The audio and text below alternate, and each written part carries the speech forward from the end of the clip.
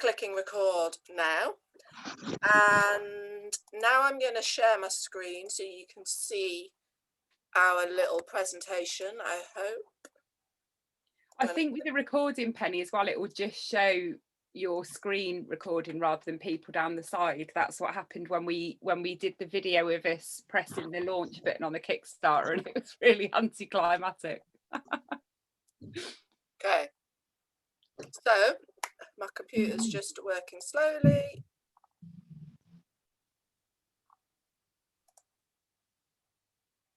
Is it going to work? Hold on, it's coming.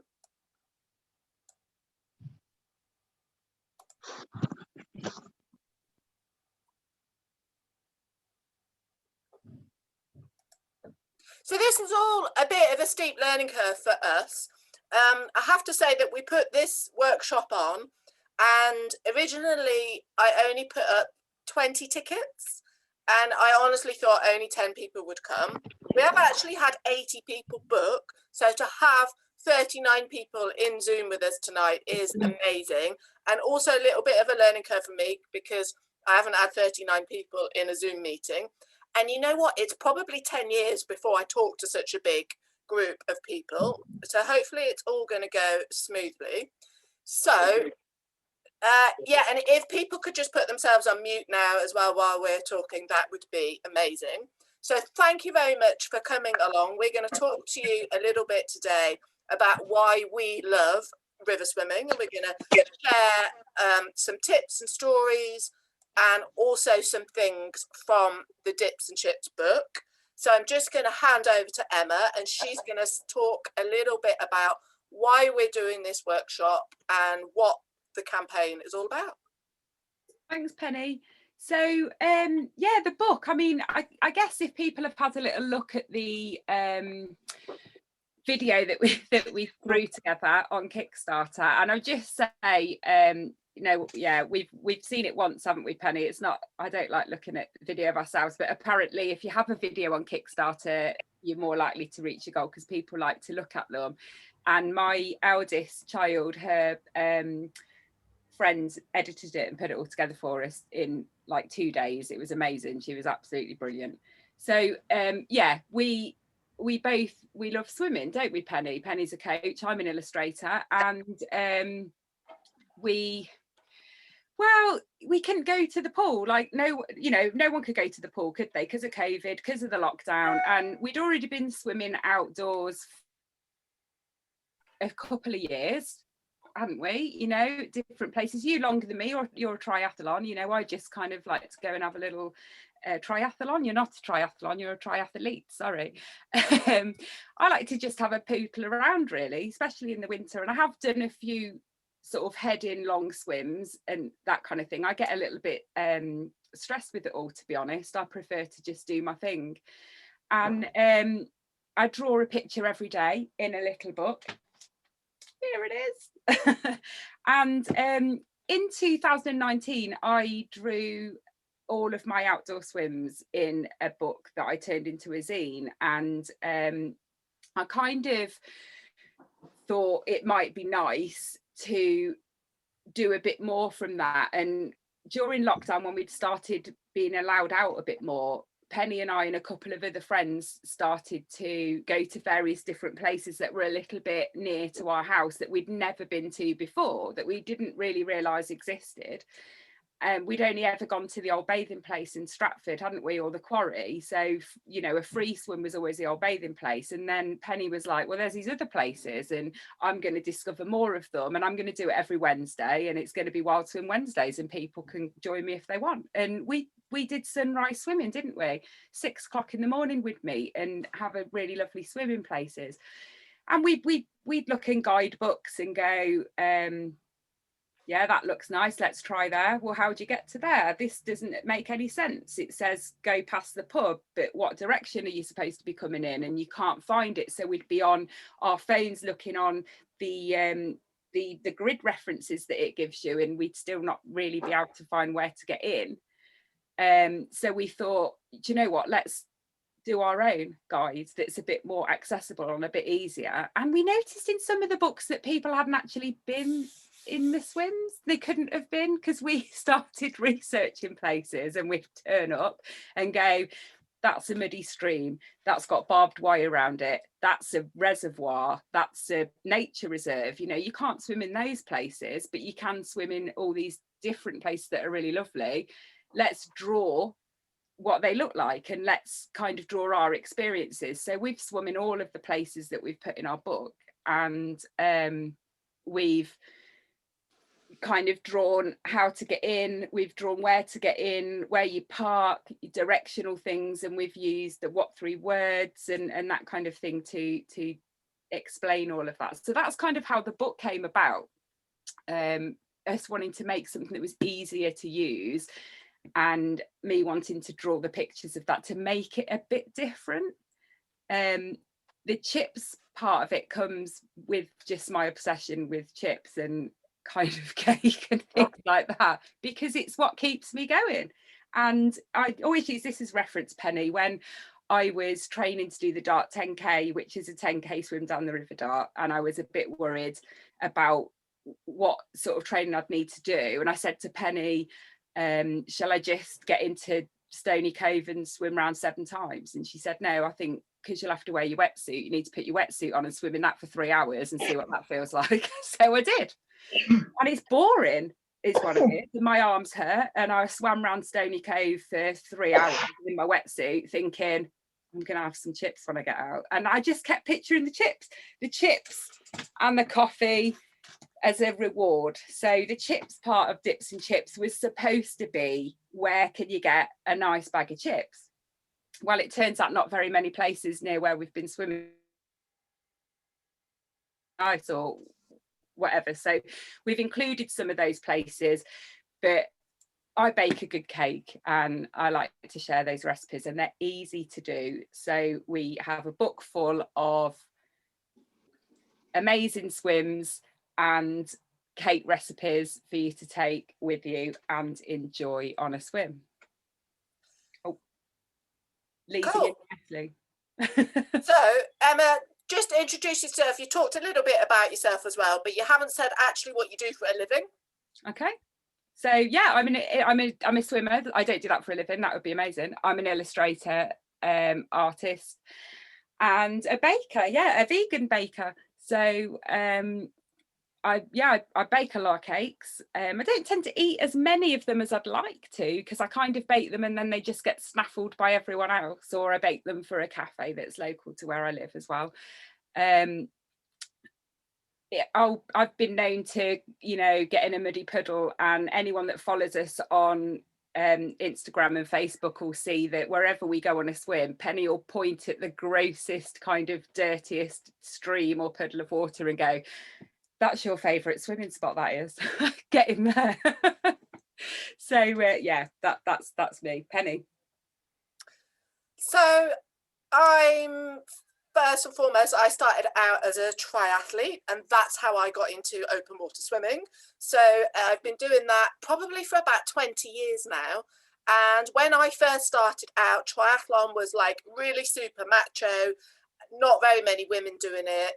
And actually I wasn't all that good at cycling or running. I was pretty back at the back of the pack, but I pretty quickly discovered that actually I was quite good at swimming.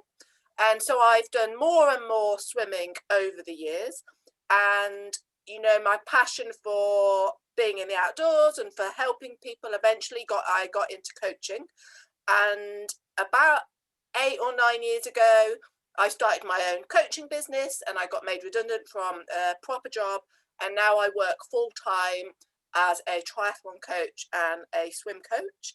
And over those years, I've also discovered that wild swimming is actually a little bit different to open water swimming, because it comes with more of an appreciation for the outdoors, for the countryside, for the water. And what's so good about wild swimming is that there are no rules, there are no regulations. You don't have to pay £5 and turn up at 10 o'clock. And there's no time or distance or speed or anything like that. You just do it for the fun and the tonic that you get from being outdoors. So that's us, that's the book. What we want to do now is to get all of you to say a little bit about yourselves, not out loud because with so many of you it'd be a bit difficult. So I'm going to launch, so you can put in the chat some comments about where your favourite swim is. But I'm also going to see if I can be really technical here and launch the poll. So the first one is, tell us where you live. I know we're in Coventry in the West Midlands or Warwickshire, whatever. I know there are people from all over the world. So sorry if it's a bit general, southwest, southeast. You can be more specific in the chat. And maybe Emma or Jess might be able to see the chat and just call out where a few people are saying they're from. Yeah. Jess has been a superstar looking at it, actually. So yeah, we've got Lizzie is in Coventry. I do work with Lizzie in my other job. So I teach, Lizzie and I both teach art in primary schools across Coventry as well, as on a freelance basis as artists, which is amazing. And sometimes we get to do it together with very little children. And it's brilliant when we do that. Let's have a look. 12% from the Northwest. Amazing. So we've got Bex. She's one of our ambassadors. She's from Stourport in Worcestershire. Stephanie, yeah, we meet Stephanie at Guy's Cliff sometimes. Normally, as she's leaving as we're arriving. Okay, so we've got the next one. Tell us about your swimming. What sort of swimmer are you? Indoors? Are you new to wild swimming? Are you new to river swimming, or are you an experienced swimmer? Wow, the chat's going crazy. Read out some more comments. I don't know how I get chat. Sorry, I can't see that on my. Don't worry about it. Yeah, I'll do it. You keep talking. So yeah, so we've got 59% of people new to wild swimming. So great that we're inspiring new people to, get involved. Yeah, we've got a few people from Worcestershire. Bex likes Carding Mill, which is brilliant. I love my pictures I've done of Carding Mill. Nuneaton, Saxon Mill, Swanpool, Cliff Lakes. These are where people like swimming. Sorry, I don't think Nesborough, North Yorkshire. I'm going to jump in with one because I got a private message from somebody who wanted to get into open water swimming last year but had a knee operation, so that's why they're not doing it yet, but they're generally an indoor swimmer, and I can sympathise with that because I broke my ankle last summer, and I can tell you when you get in the cold water it really helps with your recovery. Yeah, definitely, Jess. Top tip. Yeah, okay. So next question, number 3.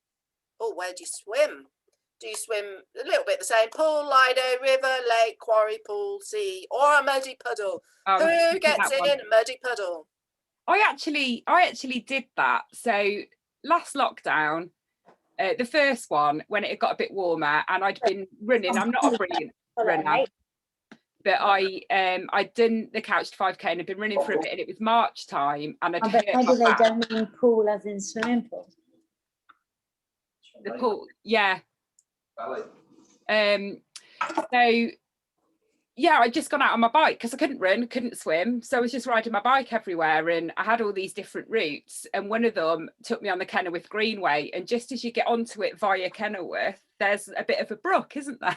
I looked at it and I was like, I'm getting in it. So I did. Yeah, shoes and socks off. Didn't sit down, it was quite shallow, just up to my ankles, and a couple of dogs came and joined me, but it was just glorious. It was very cold, but it was amazing. So most people swimming in lakes, so 56% in lakes. So let's see if I can get the next question. So what type of swimmer are you? Who only swims when it's warm? Who's swimming outside in the winter all year? Who's in a wetsuit? Who's in their cosy? Who is doing long distance swimming, and who just goes for a little bit of a chat? Oh wow, Leona's swimming Coniston end to end in September. Wow. How far is that? That must be like 5-6 miles. Let's have a look. 5 miles, yeah. Yeah, I think Mel and Shona did it last year, the year before last, didn't they? Yeah. And then our friends, and then Shona went to Windermere to do Windermere one way. and I went with her as her drive to the different pit stops with drinks and towels and stuff for her, and they cancelled it because of the wind. So we ended up getting in Windermere on a windy morning and doing some breaststroke. Not what she wanted. So we've got 31 out of 40 people voted. And we've got another comment in the chat privately just to say they've done the Southern Triathlon a few years ago, and they say swim and bike are their things and they're pants at running. It's like I'm speaking through somebody else. Can't run. Okay, so look at that. We're an even split of wetsuits and cozies. Cool. 25% distance swimmers, 33% like a chatty dip, and 9 people only swim when it's warmer, 14 people swim all year round. Okay, I think there is one final question here on this polling. Can anyone guess what it is? What's your favourite post-swim snack? Is it cake or chips? Oh, I can't answer it, Penny. It's both. Got to launch the poll for you. Oh, jam sandwich. I'm going to pick cake. Cookie. Yeah. Jam sandwich. I love the idea. Find a pub that does a good fry up. They're fantastic. Yeah. I'm gonna go for jam sandwich. Penny back to you kids. I'm gonna have to go for cookie. I want to try jam sandwiches. I used to love jam sandwiches. No swimming jam sandwiches. I like a jam sandwich. Or peanut butter and jam sandwich is good. Oh, we've only got one. Only one person wants a jam sandwich. Ah. Penny takes a jar of jam with her and a knife and a loaf of bread and makes them in the car. Well, when you're a triathlon in training, you've got to have snacks on hand, haven't you? Okay, cool. So we've got 4 people left to vote. So it looks like most people like cake as their favourite snack. So that's good because there's plenty of cake recipes in the book. There's loads. Adding a new one as well that we made today for our from the chap from the Stratford Herald that joined us, and honestly he was wanted to talk to us about the book, but I think he was more interested in finding out when we could swim again because he really wanted to have a go himself. And then on his way when he left he said, oh, give me the recipe for the Biscoff cake. So I said it will be in the book, Ian. Cool. So we're going to talk to you a little bit about river swimming now. So the first thing is, why is river swimming different to other types of swimming? And we're particularly talking about river swimming because most of the places we get to go wild swimming are rivers, but they're not just rivers in the book. There are other things in the book as well. But go on, tell us, Emma, what's the thing that you love most about river swimming? That it's a journey, that you can get in at one point and you can swim down to the next point. So A to B swim is brilliant. You're not going round in circles, you're not going up and down in lanes in a pool.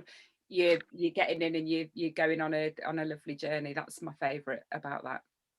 And of course you can swim along the coastline in the sea and things like that, but it's not the same as having a destination, is it? And this picture here is of us swimming from Cliff to Bidford Bridge. And, it's the destination of swimming to the bridge and back that kind of makes that swim quite special. So other things that separate river swimming to lake, quarries and sea is the heritage and the buildings that you see, that you have a slightly different connection to because you see them from a different perspective that you don't get really when you're in the sea or in some lake. So in Warwickshire, a particular speciality is Warwick Castle. You can have a little swim, up to Warwick Castle and back. Another example is Guy's Cliff. There's a really spectacular ruined manor house building on the opposite bank. But it's just all of the other heritage that you kind of experience from the river because you're crossing the river by car and by foot, so particularly the bridges. So I think that's actually Eckington Bridge, but I mean, it's like a 12th century bridge. I mean, it's been there for hundreds and hundreds of years. And, you can see the beautiful red brick. So it is, quite special. And in the river, you get like a completely different perspective on buildings and bridges and things than you do, you know, from land or from the sea. So other things why we think river swimming is special. So when I asked Emma this, one of the things she said was the wildlife. So go on, tell us about that picture on the end there. So that was in Arley, Upper Arley, which is Upper a gorgeous Arley. little town. No, it's not even a town, is it? It's a tiny village. And you were a little bit cold, so you didn't get in. I had to get in because we've got in everywhere, haven't we? And if that might be just me or just you or both of us. And there were some little ducks, and they were just so lovely. And they thought we were there to feed them, because that's what they do when you go to the edge, isn't it? They come over. And when I got in with them, they were a little bit perplexed. I think they were like, oh, she's not feeding us, so we'll swim with her for a little bit. And it's not a picture here, but it is in a river swim. And it saved me when I did the dark 10K, because I went through all those emotions, didn't I? I didn't think I was good enough to do a big swim like that, all of those things. And I'd been kicked in the face several times. And I stopped for a minute and just sort of had to sort of take a moment. Everyone was powering past me. And as I turned and looked around, there was a seal just there, right next to me, looking at me. And I said, hello. And he just looked back at me, and I looked at him for a bit, and then off he swam. And it just got me to the end of the swim, because I had this big grin on my face after that. And I thought, yeah, none of you saw the seal. You were all powering past, kicking each other. That was my best part of it. So definitely, yeah, wildlife. And again, you experience the wildlife in a river in a different way to a lake and the sea, because you're much closer to the bank, and the wildlife and the stretch of water is narrower and smaller. Which takes me on to the middle picture. So this is a picture of a river in Worcestershire. And, you know, I've revised this, but the name of the river has escaped me. What was the name of the river in Worcestershire? The Severn, the other one. Anyway, so this is a little tranquil river that we went in. You can see a bridge in the background. But, you know, some of river swimming can be very secluded and very tranquil. You often can't see the river from the road or the footpath. And when you find your access point to the river, you can be climbing down, you know, underneath all of the trees and the branches, and no one else can see that you're there. And then you experience the countryside from a different perspective that you do on foot or on bike or in a car. And it can be really quiet, and no one, you know, else can see you in the river. So that's one of the reasons. And, you know, Emma and I live in... Oh, somebody's not on mute. Just a little reminder, if everyone could just put themselves on mute. But Emma and I live in a city, and we live in Coventry, and we live in a built-up area, and you hear the traffic noise the whole time. And particularly in lockdown in the summer, well, you weren't allowed to go anywhere. You couldn't go really out of the city. So when we could get to travel, you really appreciated the quietness of the countryside in a way that perhaps I hadn't understood before. So on the one hand, I'm saying that river swimming is special because it's tranquil in a way that other activities and other swimming isn't. But the other thing that's really different about river swimming is the connections to other people. So while you're swimming in the river, other people are either on their boats, or they're walking up and down the footpath, or sitting on a bench. And usually there are other people going on a journey. They're going on a destination. If they're on a walk, they're going from somewhere to somewhere along the river. And so if you take the time, you can get to meet people and make connections of friendships and relationships with other people also using the river. So we've got this lovely little picture. So tell the story about the picture, Emma. So this was in the Roundhouse in the Cotswolds, and is that right, Penny? It's the Cotswolds. Yeah. Sorry, I've looked at so many of the pictures today, and it was fab. We were walking down to the point we needed to get in the river. There was a beautiful bridge. You could see the Roundhouse, and there was a bench. And I said, "Oh, let's head for that bench." And it got intercepted by these 4 people in this picture. So we were like, oh, fine, you sit on the bench, then we'll just get changed on the grass, which we did, which was fine. And then we had to swim past them, and there they were. It was 10 o'clock in the morning, and they had a glass of wine. So I was like, oh, I'm going to ask them what they're doing, because they thought we were a bit crazy, and they said, what are you doing swimming in the river? And we said, well, we're swimming in the river because we like swimming in the river, but we're also doing research for a book that we're producing. And we told them about Dips and Chips, and they told us that they'd had holidays cancelled. They were on this boating holiday. It had been cancelled several times, and they'd finally got to go on it. And they said, we just love that bridge and that lovely building, and we wanted to come and have a glass of wine by the river and that bridge. So they didn't care what time of day it was. They were on holiday. There they were, raised their glasses to us and serenaded us on our way past them, which was amazing. So other things that make river swimming different and special from the sea and quarry and pool and other things are bridges, right? And I've turned into a little bit of a geek about bridges, I have to say. Whether they're industrial, rusty, metal, graffiti, historic, whatever they are, I like swimming by a bridge. And because I've been writing the book, I've been doing all sorts of research about these bridges. So here are some examples of 3 really special bridges, and they do all happen to be on the Wye. But go on, Emma, tell us about one of the bridges in the pictures. I'm going to tell you about the Lower Redbrook one, because I thought it was magnificent and you thought it was terrifying. I think you thought the Salak suspension bridge was also terrifying, but Lower Redbrook, we had to cross from one end to the other, and that took us from England to Wales, didn't it? Or the other way around? No, England to Wales, yeah. Yeah. And apparently during one of the lockdowns where you couldn't go to the pub in England, but you could in Wales, they were people walking over the bridge and going to the pub at the other end of the bridge, which was open. But it was a disused railway line, wasn't it? And there was a public footbridge next to that one I'm swimming under. And yeah, I just thought it was amazing. It was imposing, wasn't it? These huge, great, big, rusty pillar type things. I just thought it was fab. Anna's just asked in the chat, is there anything to be careful about swimming into bridges? Yeah, I guess so. I mean, you know, things that might drop down and stuff. This was massive. The only issue with swimming here on this particular day was the river was high and fast, because we were getting into autumn by this time, so there was more danger that we'll get to later on that you might encounter with river swimming. So these bridges are all really big, but sometimes if you get a smaller bridge where the river is a bit shallow, you need to know which arch to go under, because it might be shallow under the bridge.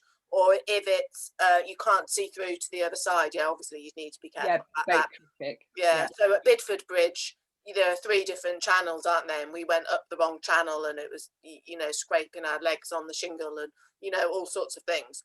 So 2 other swims here, 2 other bridges here. So Backney Common, also over the River Wye, and this is a disused bridge, you know, also built for the railway, which no longer has a bridge over it. So it's just the columns that are left. And Backney Common, quite a special swim, because you park your car, you can see this disused bridge, and then you have a little walk through some fields, and you're going, where the hell are you going to swim here? This is crazy. What's all this talk about there being a beach? Don't be so ridiculous. Whoever wrote this guide has got it wrong. And then lo and behold, you get halfway across the field, and there is this huge, great big shingle beach on the bend in a river. It is huge, and I can imagine in summer it would be a glorious place to swim. And it's amazing because you can get in at one end of the beach, and if the river is strong, you could swoosh all the way down, which is what we did, and get out at the other end of the bridge, at the other end of the beach. So that's Backney Common. And then Salak Bridge, Salak Suspension Bridge. Well, it's a suspension bridge. I mean, I don't know what I thought when we were going there, but we arrived, you know, cute little village, you know, really picturesque. You can see the church on the other side. And there's this like cute little footbridge, specially to get pedestrians across the river. It looks really pretty. The river looks amazing. Emma's dead excited. And then I get on the bridge and it shakes. I don't know what I thought a suspension bridge was going to be, but I'm a little bit scared of heights. And I've got on this bridge and it's wobbling. So I'm a little bit scared, and Emma's powering off across the bridge. So anyway, so that's Selak Suspension Bridge. So another really beautiful place to swim, and then another really stunning little bridge. So some other things that make river swimming a little bit more interesting, and you know, I think the same with running, cycling, hiking, swimming, that it's nice to have a little bit of a destination of something to, you know, go and see.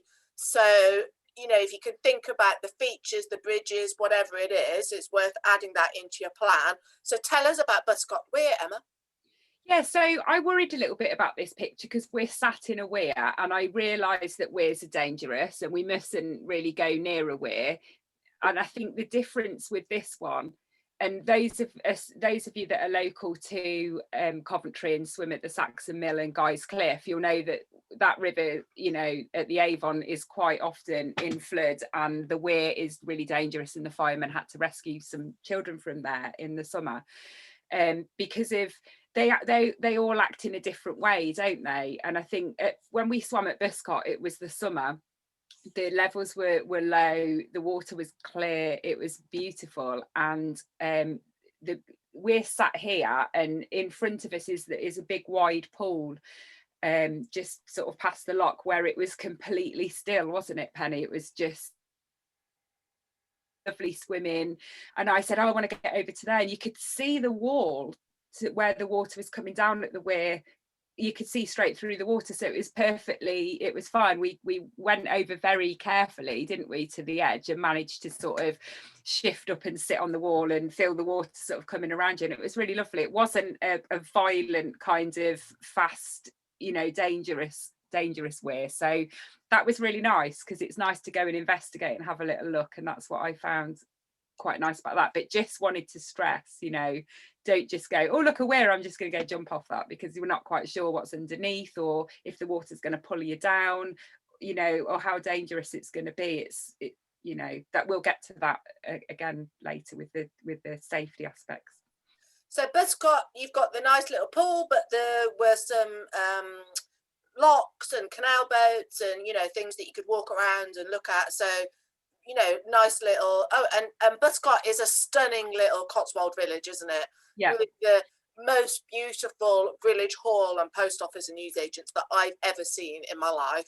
So worth just visiting Buscott just for a walk, never mind for a swim. And then just other things that make river swimming so special, are the other features that you see. So, you know, the locks sometimes on the river. At Wadanaho, there's one of these weird sliding lock things. Guillotine lock. There we go. Yeah, there we go. And then, just some other, you know, you see all the other buildings and bridges and the heritage. So at Lechlade in the Cotswolds, there was this amazing little round house in the middle of nowhere on the river that apparently used to be a lockkeeper's house, but you know what, there's not a lock there anymore, but it's actually quite another nice destination to swim to, and quite an interesting building, you know, to see. So you've got all these little things that make river swimming a little bit more special. All of these things to look out for to try to make your wild swimming a little bit more mindful. So we're just going to talk a little bit now about how to get started with river swimming. So, and just some little tips from our journey. So the first thing is, we think great, if you're new to wild swimming, open water swimming, river swimming, is to go with somebody, to find a friend. So go on, tell us, Emma, about Swim and Tonic and how you got into open water swimming. I joined Swim and Tonic on Facebook, and I don't really know why, to be honest. I thought, oh, that sounds interesting. And I kind of just sort of sat back and watched people post stuff. And it was a really small group at the time. I think it was a couple of 100 people in it. And I knew Mel, I think, from doing arty things in Coventry. And I just joined this Facebook group and didn't really think anything of it. And then I went to Cov Baths every day. And I got chatting to people in my lane, like you do. You weren't there that often, but you know, I'd see you a few times. And the first, it was more of an open water swim than a wild swim, was with Susie, who swam in the lane with me. And I said, you swim outdoors, don't you? And she was like, yeah. And I said, can I come with you? And she said, yeah, we're going to Cliff Lakes tomorrow. And then shouted her mate, can Emma borrow your wetsuit? And he said, yeah, no problem. And I did 500 meters in Cliff Lakes on April the 12th, 2016, I think it was, 17. And it was about 12 degrees, I think. And I was really proud of myself, and I was frozen for ages afterwards. And I bought a wetsuit that day.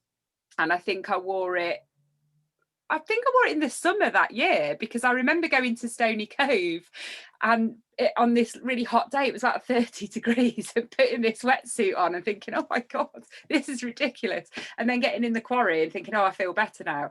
But I can't remember at what point I decided I didn't want to wear it anymore. And for me, it was more about just being too lazy to get the thing on and off. I've got really big feet, and I have the same trouble when I wear skinny jeans and stuff. Like, I can get them on, but it's really hard to get them off over my feet because my feet are really big. So I can, you know, and these wetsuits are tight, aren't they? But, you know, I don't want to go off the subject too much, but for example, this morning when we spoke to Michelle, and she said, sorry, I'm wearing a wetsuit. Sorry, I'm wearing a wetsuit. And it's like, it's up to you what you wear when you go in the river, isn't it? And we're all at different journeys, and you might not enjoy it if you're freezing cold. I like that feeling, which is why I don't wear the wetsuit. And it's also because I'm lazy and I don't want to have to wash it afterwards. Then it's a pain in the bum. I can't get over my massive feet. But yeah, swim and tonic. And I met you then not long after, because you were wearing your swim and tonic hat. And I was like, hello, friend. Are you in swim and tonic? So, if you don't know anybody in your circle that goes wild swimming or swims in a river, join some of the local Facebook groups. They're quite easy to find. So Swim and Tonic is a private group on Facebook, but we'll maybe put a link in when I send out recordings and, you know, afterwards, so you can join it if you want. If you are going to join it, make sure you answer all of the questions. But Swim and Tonic is a sort of Midlands, Coventry based group, but there are people in it from all over. But there are some other amazing, supportive, friendly, welcoming Facebook groups. There's the Leicestershire Dragonflies, there's the Staffordshire Swooshes. They're just the ones in the Midlands that I can think of right now. So they're definitely find a friend to go with. And the thing I would say, I mean, it depends what you want from your swimming and what gives you pleasure. But for me personally, one of the things about wild swimming is sharing it and doing it with somebody. And yeah, just helps to make me feel a bit safer. But you know, the truth is, particularly in the winter, I wouldn't be getting in the river if Emma or somebody else wasn't there. Yeah, when it's cold, there's absolutely no chance I'd be doing that on my own. But when there's other people there, it's more fun and it feels more safe, and I feel more secure with that. So you're going to find a friend. The next thing is, if you're going to the river, you need to do your own research. So don't just rely on, oh, you've heard it's okay to swim there. You know, look it up in a book, ask in social media groups, look at your maps, look at Google Photos, Google Earth, see where you're going to park, look at OS Maps, to gather all of the information and do your research properly. Don't just rely on other people. And, you know, there is nothing more disappointing than thinking you're going for a swim and then you get there and you can't find it, you know, or you don't know where to park or something. So you don't want that to happen. So do your research. Then you're going to pack a bag with loads of warm clothes and spare stuff for afterwards, because you can just put it in your car, and there's nothing wrong with it. You know, if you're going by car, there's nothing wrong with having too much stuff. Better to have spare stuff and not use it. Most important things as well are obviously bake a cake and wear a big bobble hat. But seriously, you do lose a lot of heat through your head, so it is nice to have a warm hat for afterwards. So other things are about keeping yourself safe.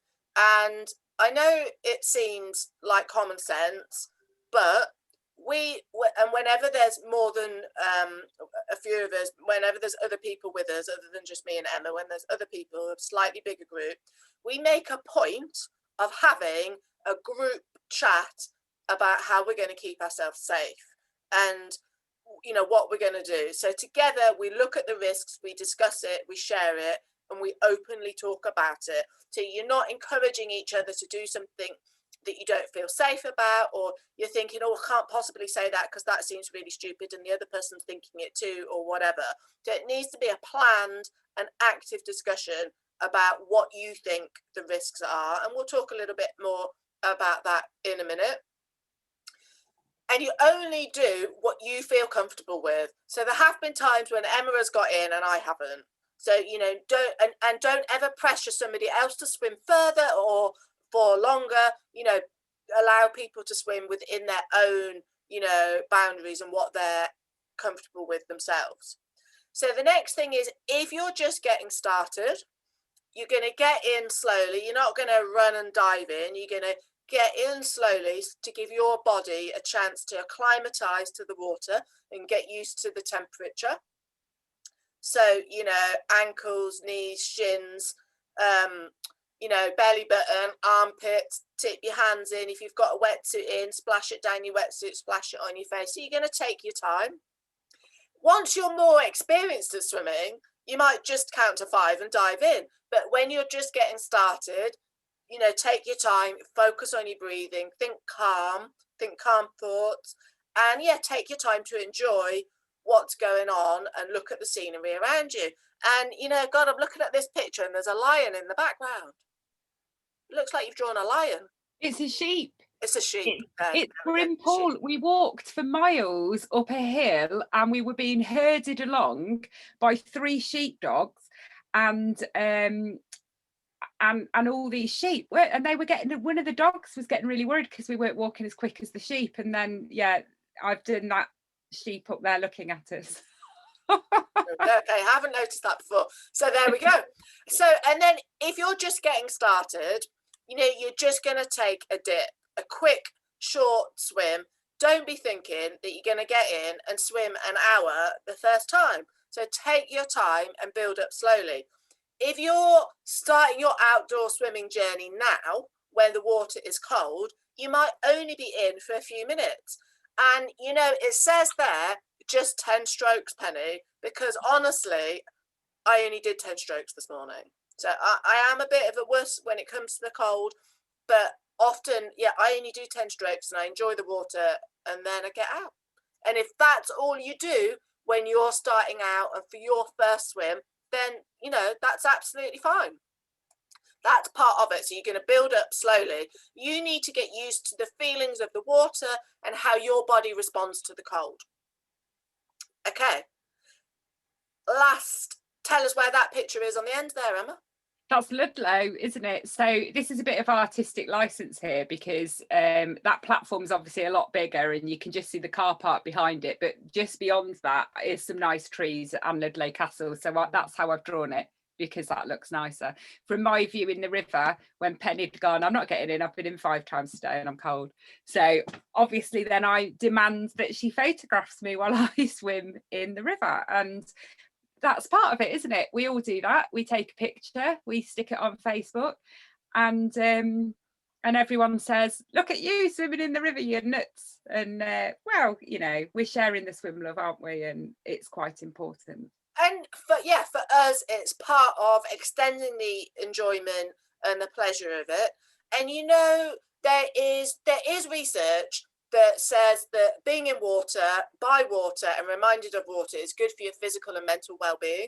So taking a photo, drawing a picture, you're kind of extending the benefits of the tonic that you get from being in the water. You're extending the blue tonic by having pictures and sharing it afterwards. But it's also, like I've said, one of the big parts of wild swimming for us is the social connection and the friendships and the relationships. And that's been even more important in lockdown. You know, even now, there are days and days where I don't go out the house and I don't even see my husband because he's working shifts. So, you know, sharing pictures and connecting on social media sometimes is really important for your mental well-being. And, you know, it just extends the enjoyment and the pleasure you get from the swim.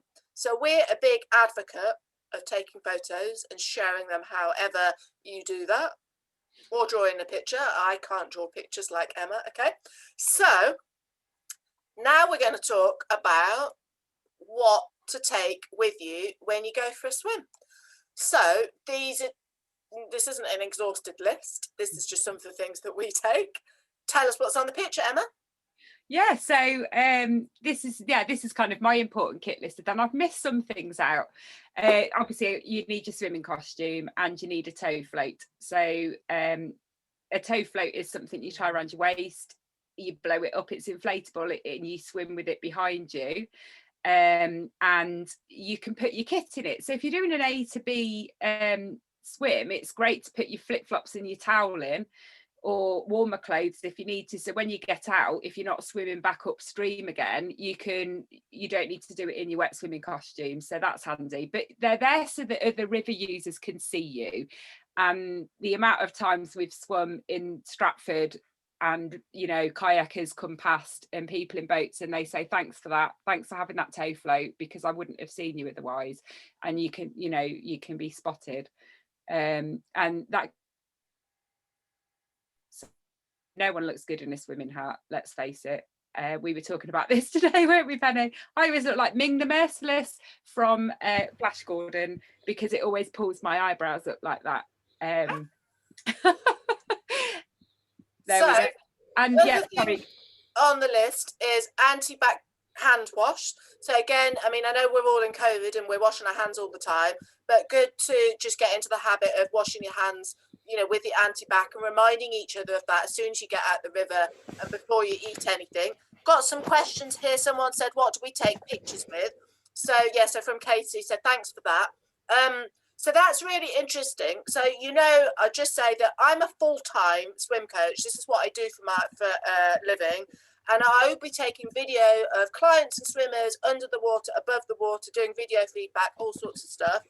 And up until I started swimming with Emma, I just had a very cheap little waterproof camera in a case that was 60 quid. I mean, I think the prices have come down now. And those are the cameras that I used in my business for working with clients, but also the cameras I used for wild swimming and taking pictures. And because if I lost it, it didn't matter. I got a bit fed up with some of the functionality of those cameras, and Emma's GoPro looked really cool, and it's got a touch screen and different things. And so in the end, I treated myself to a GoPro. So both Emma and I have GoPros for taking photos while we're in the water. And if I'm honest, they are expensive, but they're definitely easier to use and they take better quality pictures. But you definitely don't need to spend 300 quid on a camera. So that's what I use. So answering that question from Stephanie, question about the ladder. Great. Yeah, that is a rope ladder. So we're going to talk about that a little bit more. Just don't know why that's gonna. It's just saying my internet is unstable, but so I you went a bit frozen for a second. Okay, so just saying about the rope ladder. So sometimes it's difficult to get in and out of the river because the banks are really steep, and so we've not been able to enjoy some swims because you can't get in and out. So that's why we have the rope ladder, and we do take it with us. I have to say that we don't take it on swims with us in the winter when it's cold, because it's just too much of a risk. If you need a rope ladder in the winter, then you shouldn't be getting it in the river, because if anything goes wrong, it could be really problematic. But we also have a rope and a stake. You pin the rope down. The other thing about the rope ladder is that you need to make sure that you've tried and tested it properly before you go anywhere on a swim. Okay. Oh, so lots of questions. So we're going to answer some of those questions about where we should swim in a minute. So are there any other particular pieces of kit that aren't on this list, Emma, that you would take with you? So one thing I was going to say was about the waterproof bag. Yeah. So we take the tow float mainly for visibility, and you can put stuff in them. You need to make sure you get a tow float that is made for putting stuff in. But a lot of times, my tow float that's supposed to be good for putting bags, for putting clothes and stuff in, isn't actually very waterproof. So I also have a little waterproof pouch that I can put my car keys and my phone in, and then that goes inside the tow float as well. And they're like 10 quid off Amazon. Yeah, always wrap your keys up in something else, because, isn't it, if you get those wet, they're not going to work, and then you're stuck somewhere without being able to get into your car, which is that, yeah, that would be awful. So yeah, my little funny story about that is that I did an A to B swim with my coach friend and swim friend Susan, who's going to be helping us with the workshop in a couple of weeks. And we had a car at either end, and we had to put some clothes in the bag so that we could, you know, drive back when we finished the swim. So Susan put her trousers, and she only had one pair of trousers, and she put them in her tow float while we swam 10k down the Thames. And at the other end, her trousers were dripping wet because her tow float hadn't leaked, and she didn't have anything else to wear, so she had to drive all the way back to London with a towel round her waist. So I just don't know what she did when she stopped at the services. Okay. So kit list. I'm just going to move the chat. Okay, so we're going to talk about, continue to talk about staying safe. We've started to talk about some of it, and getting in and out the river. So tell us about this first picture, Emma. I was just answering a question there, sorry. So yeah, checking the depth now, for a number of reasons. If the bank is steep and then it's really soft mud underneath and you can get in, can you get back out again? It's really difficult to climb out. Know that it's shallow enough that you can just get in there. If you're planning on diving in the summer, then you want to make sure it's deep enough that you can do that as well, don't you? So, you know, we get a stick and we give it a poke and we see, yeah, that's hard on the bottom, that's soft, you know, and it's just giving a feel of what that environment's like under the water if you can't see it. And it's also part of the process of our little group risk assessment. So we check it like this and we discuss it together and agree, is it safe to get in or not? So you're also checking for the mud, because we have been at places where the mud has been like above your knees and you wouldn't have got out again. So that's what the stick is for. And you also want to check the flow. So sometimes it's a bit hard to tell, it's not necessarily obvious which way is upstream and which way is downstream. So, you know, get close to the river, throw some sticks in, you know, see what happens. And also when you start throwing sticks and things in the river, you maybe get a better idea of really how fast the flow is, because it's easy to stand on the bank and go, yeah, it's not really that fast, is it? And then you get caught out. So, you know, that's what we're doing before we get in. And, you know, you say you've checked it with a stick, then if there's a couple of you, you might want to have one person get in first to check that it is okay to get out.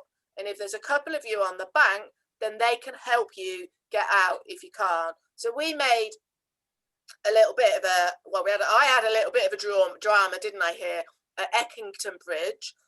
So quite a popular swim spot, really, really beautiful bridge, really easy access to the river. There was other people swimming. We've had other swim friends go.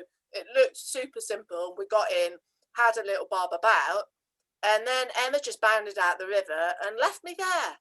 And I couldn't get out. She was like, you just put your leg up. And I'm like, well, my legs are obviously not as long as yours. And with all the running and cycling I do, my hips don't go like that. And honestly, I thought we were going to have to there's a lady in a canal boat. We were going to have to get a step ladder out or something.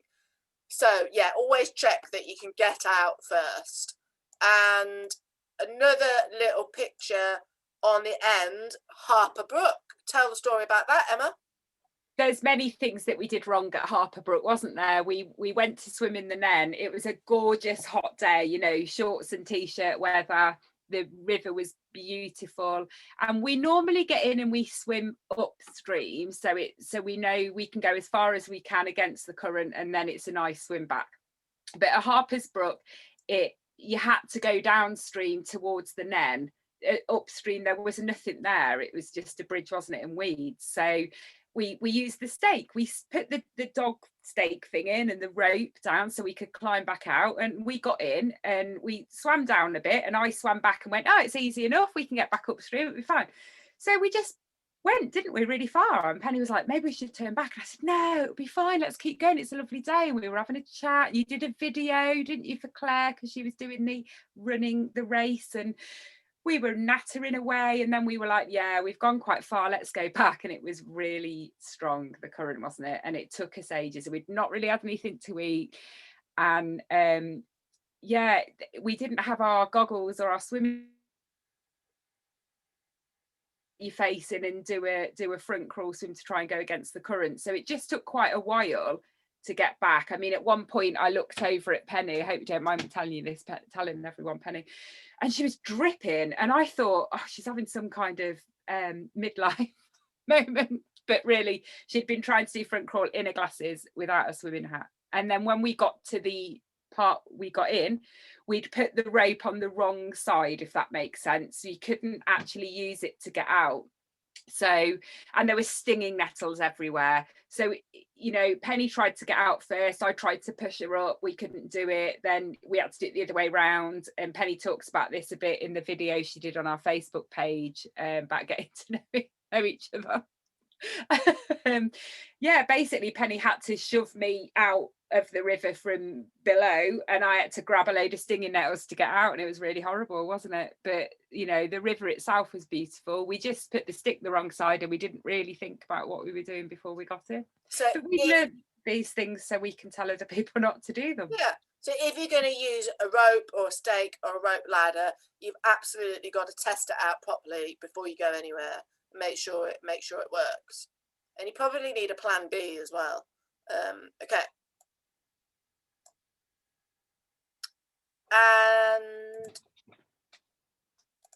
oh yeah, sorry, just going back. Yeah, so the other thing just to emphasize is that you should almost always swim upstream first, even if you know you're going to go downstream. I mean, do 10 strokes or something upstream first, so that you're testing the current, you know how far it is, and if it's too fast, you can turn around and swoosh back again.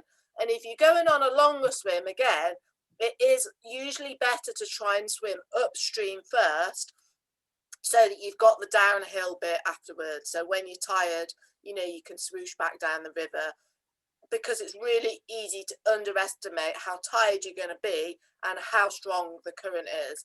And it's not like riding a bike where you can get off and just walk your bike up the hill. In a river, you can't. You've got to keep swimming. Okay, so really important that you swim upstream first. Okay, so we're just going to talk, a little bit about what happens on the river. So the other river users and the other traffic.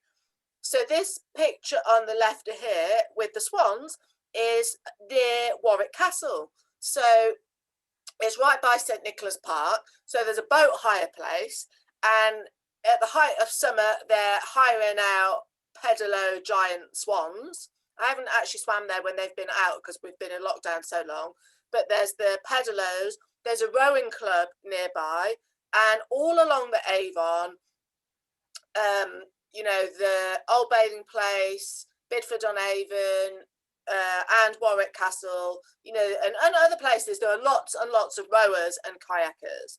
And so the problem with rowers is that they're rowing backwards, so they're not necessarily, they're not looking where they're going.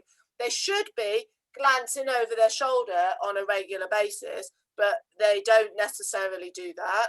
And when you're at Warwick Castle, the rowing club is there, just, you know, right where you're getting in. So the rowers are turning around, starting off, and, you know, concentrating on other things. So you just need to be aware of all of the other river users and what's going on around you and what they're likely to be doing and how they're likely to be operating.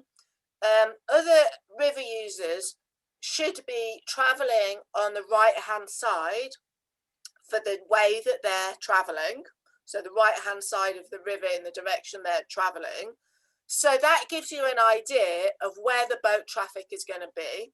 It doesn't necessarily help you to decide which side of the river you should swim in, because there's going to be boats and boat traffic going either direction on both sides of the river all of the time. So the thing that you're going to do is wear a tow float, and you're going to wear a brightly coloured hat. And if there's a group of you, you want to try to stick together in the group so that you can alert each other and it's easier for the boats to go around you. Ideally, stick to one side of the river, and if you all stick to one side, then it's easier for the boats traffic to go around you. Not always that easy because of the river features and the depth and the branches and, you know, what else is going on. But that's the general advice. If I go in a group, if I take a group on a river trip, then a few of us will have whistles, so that if you are a little bit spread out and there's something coming, then you can use the whistle to alert other people in the group. The only thing is that you need to know what your signals are in the group before you go. So it's no point always having a whistle on your tow float and then you're blowing it away and everyone's ignoring you.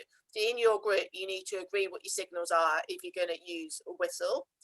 And just the thing about boat traffic is that often they're really friendly. We've had some really lovely experiences with people on canal boats, haven't we? So tell us about this picture in the middle, Emma. That was at Cheese Wharf, which was just gorgeous, wasn't it? It was a really, really lovely place to swim. We parked Janet, that's my van that we call Janet, and right on the river's edge, and we set up a little changing room round her, and there was nice steps into the river, and this couple were just on their boat they'd hired, and they had a little chat with us and, you know, took a photo, and it was really nice. I mean, we've had cups of tea made for us from people on boats as well, so you can kind of just tread some water in the river and have a drink. I just wanted to say, Penny, while you were talking about Stratford and Warwick, and someone mentioned about, Stephanie mentioned about how rowers don't like swimmers so much when they're practicing their races, is in the summer, if you're swimming near Stratford upon Avon, those of you that are local to us, I find just early mornings are the best, because then there's not so many, because it's not just the regulars so much, it's they hire boats to people like these big giant things from Warwick that don't know how to use them, so they're more of a danger to you because they don't know what side of the river they're supposed to be on, they don't know what to look out for, they don't necessarily expect you there, so it's just too busy, you know, on a hot summer's afternoon.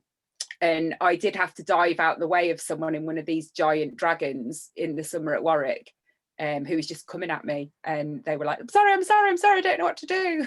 It was like, try not to kill me. So yeah, it's I think we need to be sensible about the time of day and the time of year that we're going. But yeah, these big moored up boats are nice to have a chat with someone that's in one. So it's just gathering information about the other river users and how they behave. So like Emma said, the giant swans, they're usually not very well in control, they don't know what they're doing. The other thing on the River Nen is the booze cruises and boat hirers. So a couple of times when we were there was quite clearly a group of people who had hired a boat and were just having a drink and having a bit of a party. Okay.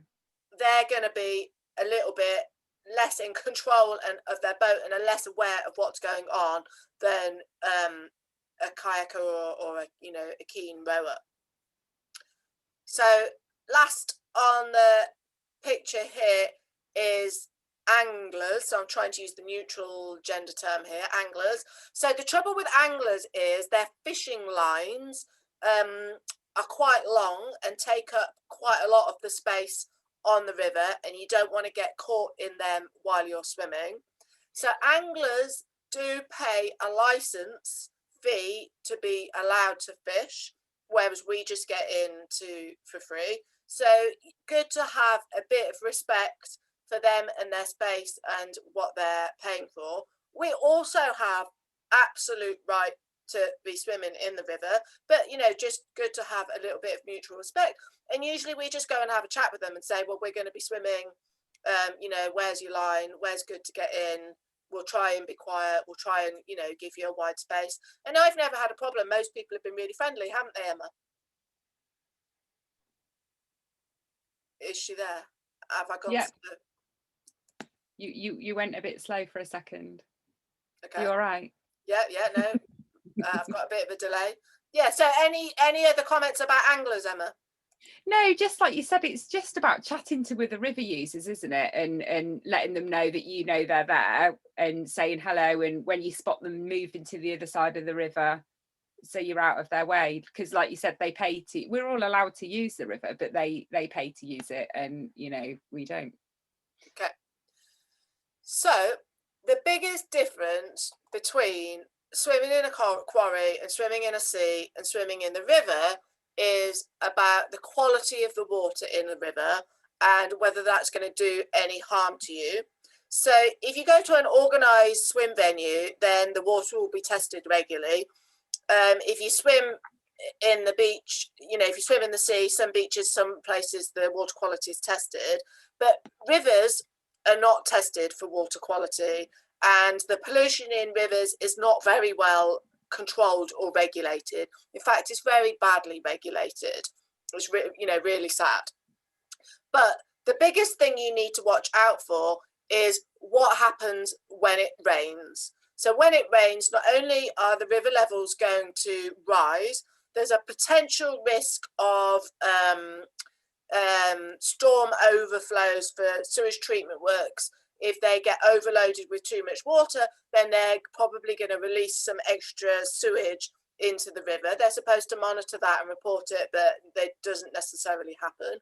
But the other trouble with when there's been heavy rain is mainly the runoff from agricultural land of chemicals and fertilizers and cowpats and all the other stuff off the fields. So that's the stuff that you can't be tested, you can't monitor, you don't know how it's going to happen, but that's the stuff that's probably going to give you an upset stomach, and that's the stuff that you need to be watching out for.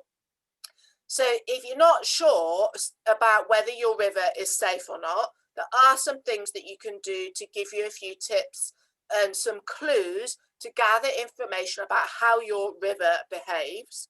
So of course, you can be visually looking at your river, you can be talking to other people, you can be going down and checking it out, but you might not be able to do that. I'm not going to drive all the way to Stratford just to check out to see if it's safe or not. So there are some other things that you can do. So a good little tip is the flood warning service. So on the right hand side here, there's a little graph, a little picture here. So this is something run by the government, and you can just Google it. And it isn't just about whether there's a flood or not. It's about what's happening to your river currently and over the last few days.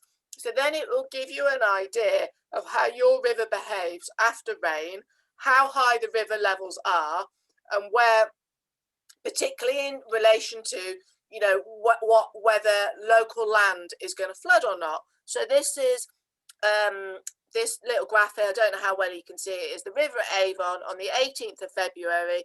There hadn't been very much rain. The blue line along the bottom is the river levels.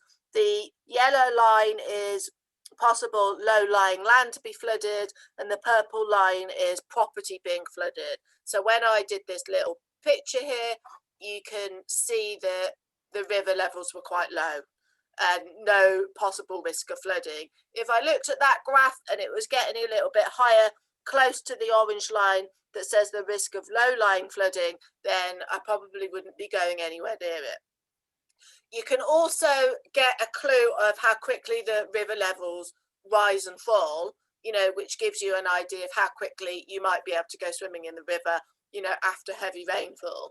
So I'm just going to come back to the picture there in a minute, Emma. I'm just going to go on to the next one here. So just another little tip. So the graph here, something you just get on your browser from the HMRC, the government website. But you can also get this little river app, and you can just download that on your phone. You get the free version. I think it's got adverts in, but you can get a 7-day forecast of your river and what it's been doing, over the last few days. So again, you see this little graph here.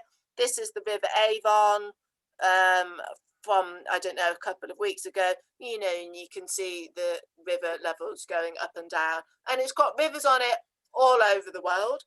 And I can't remember how much the subscription is, but you can pay a little bit of money and get more detailed analysis. But it's just another little tip to help you gather information about how your river behaves. So there are no hard and fast rules. It's just gathering information so you've got an idea of where you feel comfortable, what your river is doing, and what is safe for you. So that's just a little bit about river levels. Or I've clicked too many times now, have I yet? Yeah, that's fine. We're going back. Here we go. So there's just a little bit about river levels and pollution, but there are other things that you need to think about if the river levels are high, because it's all the other stuff that gets into the river. So tell us about this picture on the left-hand side, Emma. Well, Mal and I had gone to Saxon Mill to have a swim at Guy's Cliff, and it had been raining, and we were like, well, we'll just go and have a look and see what it's like. And it was in between lockdowns, so the benches were outside the pub still, even though it wasn't open. And you can tell you're not going to be swimming at Guy's Cliff if you get to Saxon Mill and it's raging over the weir and it's kind of up to the path, which it was. And so we just sat on a bench and had our coffee, and the guy that does the caretaking of the pub came along, and he was sweeping up and he was telling us all the different stories about things that have gone on there. And he did say, oh, I see people getting in it when it's really fast and it's awful. Not long ago, he said, a garden shed floated down the river. So that's why we have a picture of a garden shed, because you're not going to get out the way of a garden shed, are you, quick enough, you know? And going forward to this one, this was Trimpley Reservoir, not in the reservoir. We're not allowed to swim there. We walked past it to the Y. Was it the Y? And yeah, I mean, it's called the Wild Y for a reason, isn't it? It was fast, it was brown, it was high. We looked at it, we were like, not going in there, it's ridiculous. And as I said that, I don't know if anyone, I'll show my age now, remembers playing Frogger on the Atari.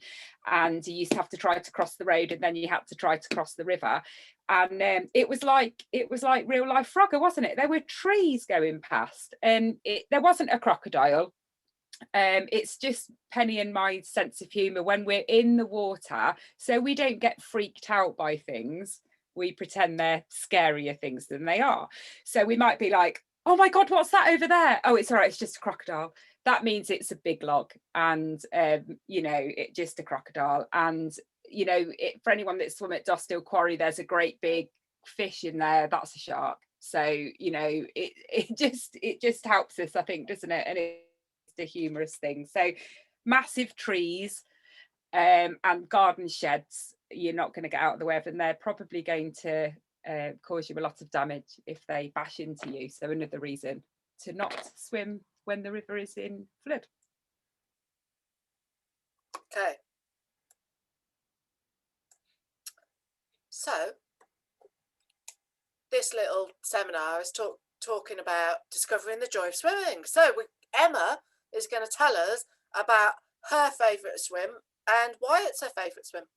So yeah, I'll try not to waffle on too much. Like I said, an A to B swim is my favourite, and the favourite place.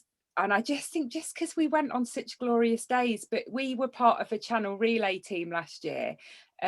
We won't go into any of that, but we do have to do a 2-hour qualifier to be able to do it. And the water has to be a certain temperature, and it was the spring and it was getting warmer, and we were like, we need to do this qualifier.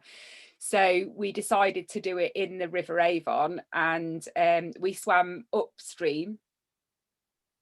Yeah, upstream from Marlcliff to Bidford on Avon, and then back down again to the weir. And it was a gorgeous day, and the river was so clear you could just see the bottom of it all the way. You could see the reeds and the weeds and all sorts of lovely things going on under there, and it was sparkling, wasn't it? It was so lovely. And that's Mal there in the picture having a cup of tea from a lady on a boat. So I caught up with her. She's a really fast swimmer, so she was gone. She was there having a coffee. The lady was like, would you like a coffee, dear? And I said, oh, I need to swim to the bridge because that's what we've said we're doing. And then when I come back, I'd like some water, please. So she gave me a bottle of water, and she said, I'm ever so jealous of you swimming in the river. And I said, why don't you just swim in the river then? And she was like, I don't know where to. And I'm like, you live on a boat in the river, just go in the river off your boat. Oh yes, I'll do that. So I don't know if she did. It might be nice, but yeah, that's my favourite. And so just to say, this is like a destination swim. So Yeah. my story of this swim is the 2-hour swim, and it needed to be a certain temperature, and I'd probably done some stupid bike ride and a crazy run or something. So you know what, I wasn't feeling the love at all, and I was a bit tired, and you know what, I was a bit cold. But Mel said we had to swim to the bridge, and she didn't really say how far it was or how long it was going to take, but I got it into my head that I had to get to the bridge. You know, just that focus, that destination really motivated me. So, and I just had to keep going. So there's this lovely picture of us with the bridge in the background, but the truth is it took like 45 minutes to get back, and my teeth chattered all the way from the bridge all the way back to that fishing pontoon that Emma's sat on there. So I didn't stop for a cup of tea, because otherwise Emma would have had to rescue me, I think. Okay, so my favourite swim is a little bit further downstream at Welford on Avon. So we went to Welford, you know, last summer, not that long after some of the lockdown restrictions were lifted, but you know, we were still pretty restricted. So, you know, I'm living in Coventry, I haven't really been anywhere, traffic noise built up, not really going out, working from home, and then guess what, we can go for a swim. And you know, we arrive at Welford on Avon, and I kind of know it because over the years I've cycled through it, and you go over the bridge first, so you get a lovely view of the river, you know, and it's really quite stunning. But if you're on a bike or in a car, you just carry straight on. But to get to the river, you turn right by the pub, and you go down this little narrow lane, and all of a sudden there are these 12th century beautiful thatched cottages, which are completely different to anything you get anywhere in Coventry. And do you know, I'd been through Welford on Avon many, many times, but I never knew this village existed. So you're greeted by these thatched cottages, there's the church, the vicarage, you know, the heritage of the village. So you get a real sense of how long the village has been there. And then you walk down to the river, and there's a weir, and above the weir it's you know, you see these black barrels, and it's kind of all marked off, and then there's a really wide, deep stretch of river that's really beautiful to swim in.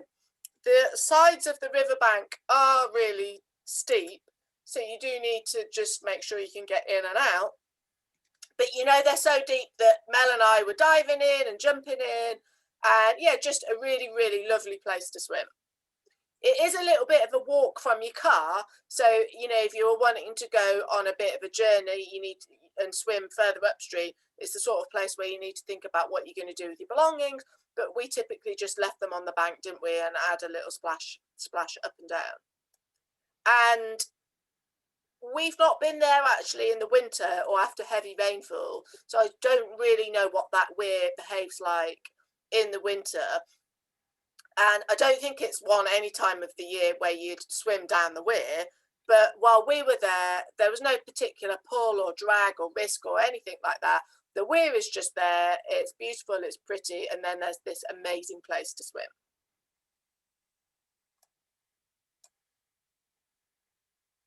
Okay, there we go. So we've come to the end of all of the bits that we'd like to talk about in relation to river swimming. It's time for questions. So I don't know, what's the best way of doing this? Jess or Emma, tell me. Well, people have been popping questions in the chat, and hopefully we've not missed any. I keep trying to go. Jess has mentioned about the rowers. She used to be a rower. You really can't see that well, but you're being careful, and it's the tourist boats that have nearly wiped her out.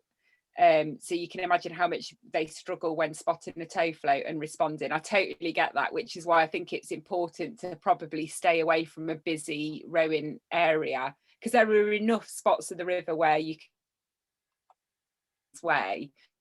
I was agreeing that it was the tourist boats that scared me the most, because they just panic and they don't know what they're doing, and they just take their hands the steering wheel and go, Yeah. oh, you solve it.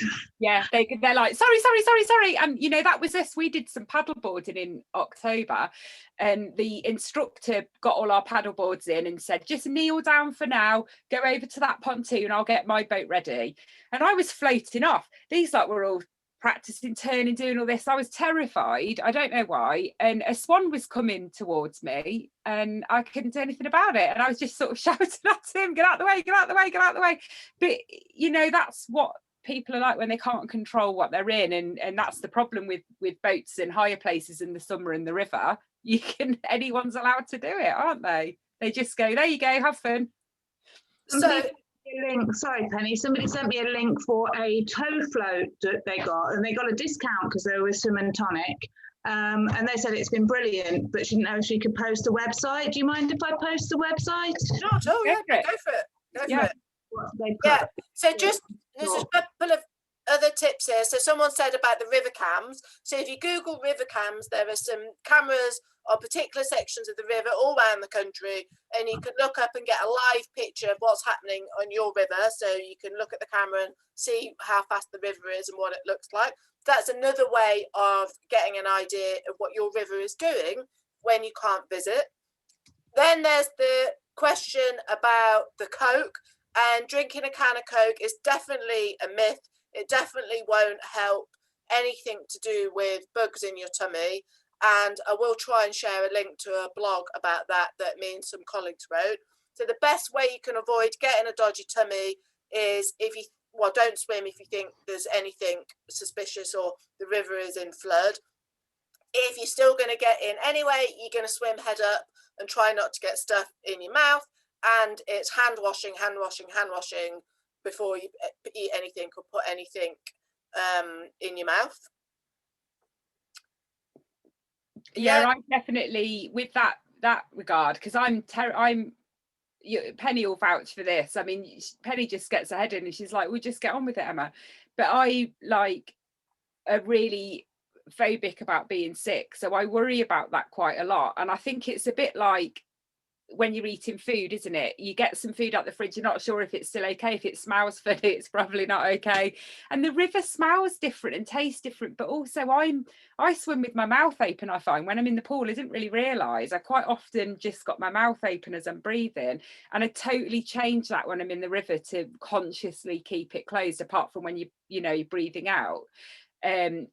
It's one of those things, isn't it? And I think how susceptible you are if you're low, you're more susceptible to a bug, aren't you, maybe? And it's a risk, isn't it, that you need to weigh up whether it's worth taking or not. But also I find, as someone that regularly swims outside, if I do have an upset tummy, you're quick to blame the river, and it might not necessarily be the case. It could be something else. Yeah, and I mean, just to put it into perspective, we've swam in the river every week for most of the year, and I had a stomach upset, but I hadn't swam in a river for 10 days when I had that stomach upset this year. Have you had any bugs this year, Emma? No, I think we've all been locked away too much, haven't we? But you've been in the river every week, yeah, and you haven't. Yeah. And then it's the example of loads of people swam the Stratford Mile, or I don't know what open water swimming event it was one year, and a few people were horrendously ill, and it was really sad. And you don't, throwing up for a week, and took them 10 days to recover. And you don't ever want anyone to be ill from doing their hobby like that. But the other 800 people weren't. So you'd always get a couple of people that get it and some people that don't. Yeah. So it is a risk that you take with river swimming. I say don't let it put you off. Take sensible precautions. Okay. Have we got any other questions? Got some toe float talk. We can't really see if people have got their hands up, so just come off mute and say something if you need to. Hopefully we've not bored everyone. Or you can wave like this or put your hand up. I've made you bigger now so I can see you all. We're all right. Should we move on? So, Emma? Yeah? Sorry, it's quicker to tell you. A young lady called Katie Young, I think, has direct messaged me to say, what's the timeline on your book being published? So I think that question is actually for you, but she Okay. somehow direct messaged me. No Okay. worries. Yeah, Yeah. thank you. Yeah, go on, Emma. So we don't know exactly. What we're hoping is the Kickstarter's got to run till the end of the Kickstarter, and people can change what they've put in as well, so they can change their reward. So it could go up, it could go down.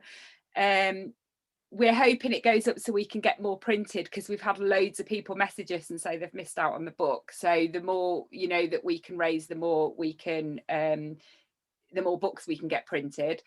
But so when that ends in April, there are a couple more swims we need to do, because lockdown stopped us in November finishing them off. So we have got a few left we need to do, and there are a couple that are rewards as well, so we need to do those. While that's happening, we're still doing all the work behind the scenes. So I've done all of the illustrations for all the swims we've done so far, so I've got a few more to do, and then the illustrations for the safety and that kind of thing, but not that much. It then needs to go to the editor, copyright, the editor and proofreader, and the graphic designer to put it all together, and then to the printer. So we think probably July, August time we'll have the physical ready to post out book. So I know it's a long wait, but it's totally going to be worth it. Yay. So someone was just asking about if you swilled bacteria mouthwash, would that help?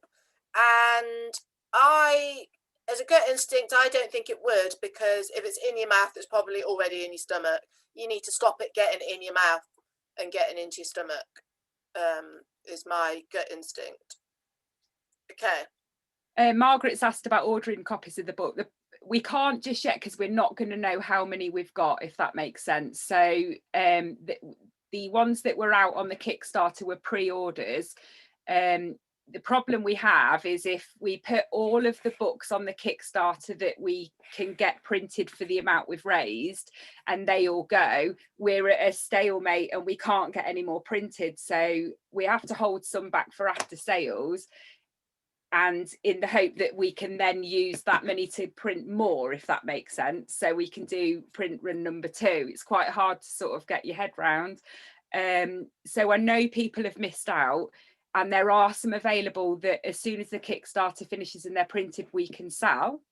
But yeah, like we said, if the more we raise, the more we can get printed. So if you can spread the word as much as you can, and people can buy postcards and hats, and we're trying to think of other rewards we can add.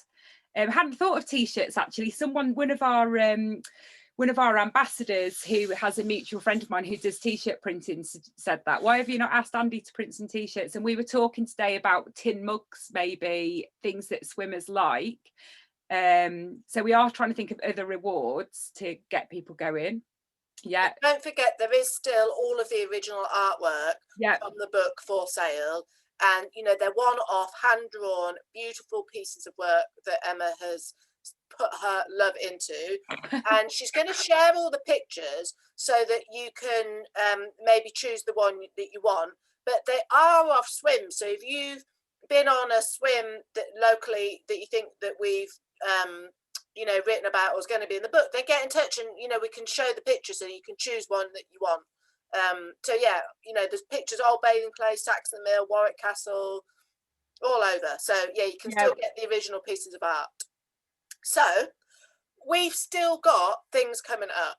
So the thing is that Emma and I really didn't know if we were going to get this thing together or not. So we have actually planned a full 36-day campaign all throughout March. So we have actually got free workshops all throughout March, because we thought that we were going to need to do that to, you know, raise the funds on the Kickstarter, but also because we want to say thank you to everyone that has pledged and supported us so far, and also because we just want to inspire more people to go swimming, right, and to get involved in wild swimming. So things we've got coming up are, on Wednesday night, we're going to be live. Oh, it says that we're going to be on Instagram. We're going to be on Instagram, Emma, Wednesday night, doing a live drawing and a Q&A. So if there are any questions we haven't answered tonight that you want us to talk about on Wednesday night, then send us a message and we'll chat about those. but any questions in general we haven't answered, do send us a message and we'll get them answered. So that's Wednesday night. Next Monday night, we have another free seminar workshop like this. We're hoping it's a smaller group, so we're hoping it will be more interactive. It's called Discover the Power of Your Blue Mind, and it's hosted with myself and Emma, but also Mel Smith, who is the founder of swimming group Swim and Tonic. And we're going to be talking about how you can use water to boost your physical and mental well-being, and strategies for harnessing that to feel better even when you can't get in or near the water. And we're going to be sharing some research and some ideas about using, you know, the idea of the blue tonic, just to feel better, basically. So it's going to be interactive, and there's even some homework that you have to do before you come to the workshop. So that's next Monday. Sorry, Penny. Someone's message. Liz has asked. One of the sessions is fully booked on the 22nd of March. That's the one with you and Susan. Is there any more spaces likely to be released? That's just crazy, isn't it? So okay, so then the final workshop on the 22nd of March. So I mean, just to say that I put these workshops up, and they started off with 20 tickets, and the one on the 22nd of March, it sold out. Well, 100 tickets I put. So that is a little bit crazy. So I will put some more tickets up. I'll do that after this workshop. So, I mean, they're all free. It's all on Zoom. So there's really no limit to how many people we can have. So I will increase the number of tickets. So 22nd of March is Unlock the Secrets to Efficient Swimming. And I'll be hosting that with Emma, but also my fellow total immersion swim coach colleague, Susan Cheshire, who works full time in a school teaching swimming and coaching adults with me. And we're going to be talking about the principles of swimming, the basic science behind it, how to work with water, how to work with your body and your mind to feel better and swim further in the water. I'll just stress that it isn't a swimming lesson. We're not going to be talking about how to move your arms and legs, because you can't do that on a screen. You need to do that in the pool. So we're talking about how to work with water, right? And yeah, we're dead excited about that. And yeah, really amazing to have so many people booked. And I haven't got it on here because I couldn't fit it on. But the following Monday, we've got a swimmers social, and we're going to be watching some little clips about swimming and having a bit of a chat and meeting some other swimmers. And I think there's about 15 people booked onto that. So I really hope some of you will join and just come and share a bit of the swimming love with us.